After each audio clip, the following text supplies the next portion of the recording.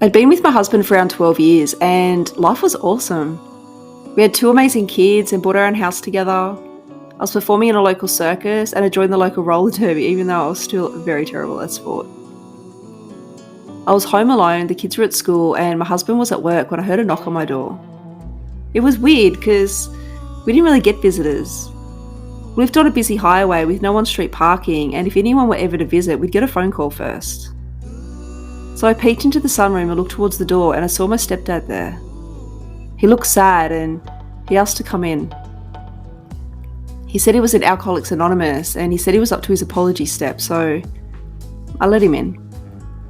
I didn't really need to hear what he had to say, but I guess I just felt like it was only fair that I hear him out. And then he started to cry. Now, there's something about men crying that still gets to me, and I kind of think they know that. I was always surrounded by men who were emotionally strong and protective, or, physically strong and abusive. And, that doesn't mean they're not allowed to cry. I just never saw it. So I instantly felt bad for him and felt his tears were genuine, and they probably were. I don't know. He spoke about how badly he behaved all those years ago and how he was in the program and how well he was doing in it. We spoke for a while and he asked for a hug and I gave that to him. He left and I actually felt really good that he made the effort to apologise. And then I overthought the whole conversation because that's what I do. I overthink everything. Once he left, I was able to digest everything he said and I wasn't sure if he actually did apologise. I felt like it didn't matter whether he said the words "I'm sorry" because I actually didn't need to hear those words. I just needed to know he felt sorry. But as I thought about it more, all I could remember from the conversation was him talking about himself and how his actions took him to AA and how well he was doing. It was all about him. I felt he needed to hear me say that I forgave him, and I gave him that closure.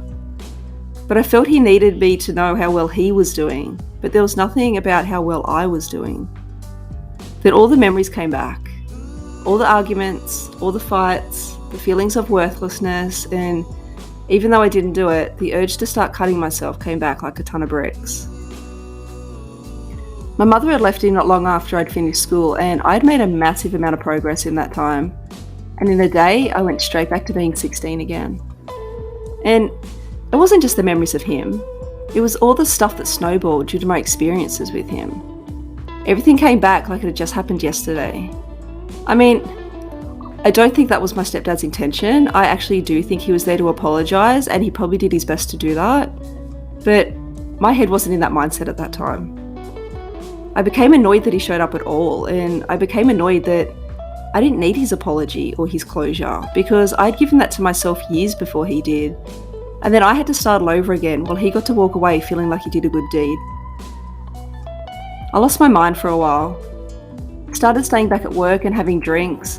I stopped having family time with my husband and kids on the weekends and chose getting drunk with friends and acquaintances over time with them. I stopped caring about everything that was important to me and what should have been important to me, and I became selfish and totally self-absorbed. I didn't see it that way at that time, but that's what I was doing and that's who I became. I'd gone from being a loving and loyal wife to a selfish bitch. It took me a while to admit that, but it was true. I was absolutely horrible and distant as I made everything about me and what I wanted to do.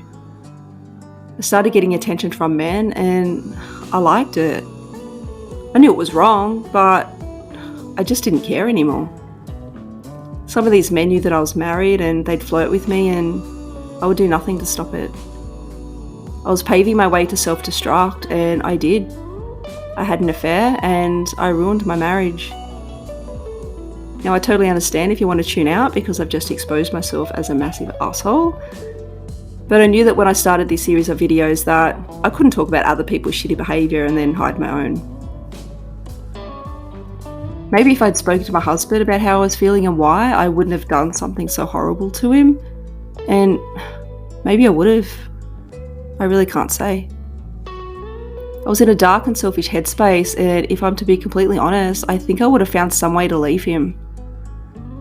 Even if that's not what I really wanted, I think I was on a mission to ruin my marriage. I just chose the most hurtful and disgusting way to do it.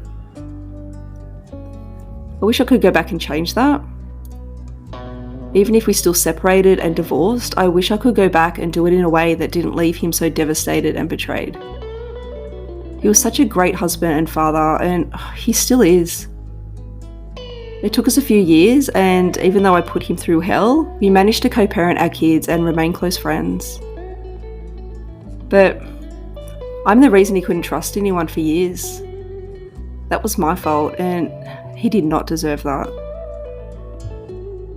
I did try to make it work, and for a year I lost part of my social life. I still performed in the circus, and I really enjoyed getting into character and costumes, and I adored the amazing women I got to create acts with.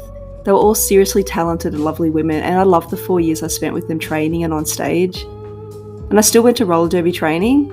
I couldn't skate at all, and I only joined because I was invited by a friend, and the ladies there taught me to skate. I never actually competed because I was so bad at every sport, including this one, but these were some crazy and fun girls, so I enjoyed training with them and watching them compete.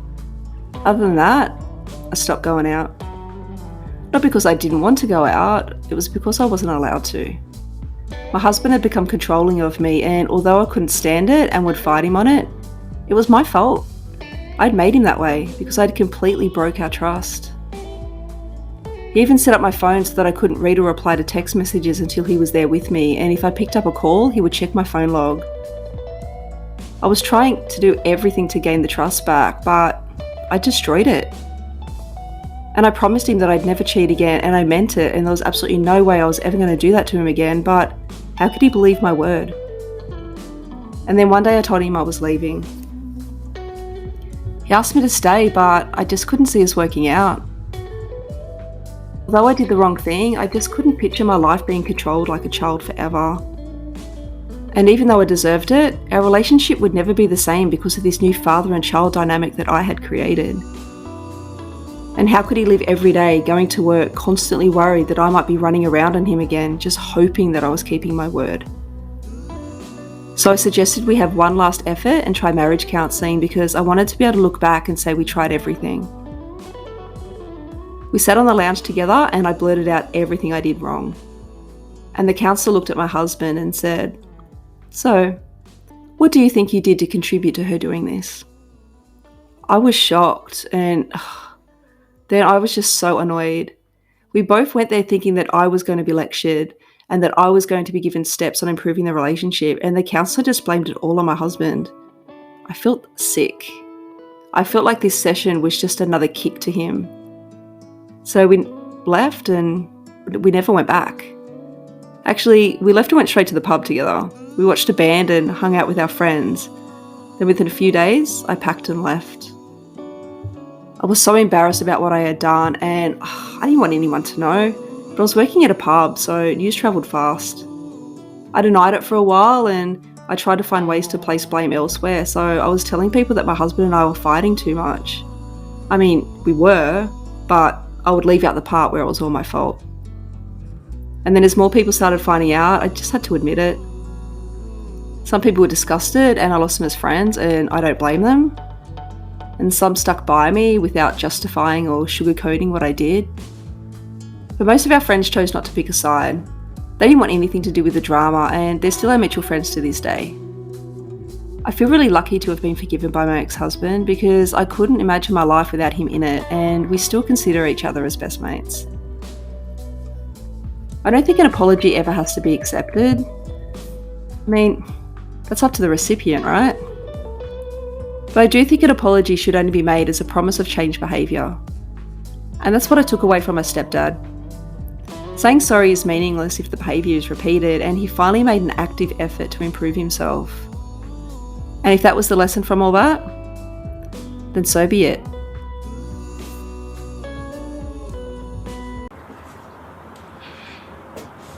Okay, so I'm still very embarrassed about that part of my life. I don't like talking about it. I think most people don't like talking about their fuck-ups, but we've got to own up to them, we've got to admit to them, we've got to take accountability and responsibility.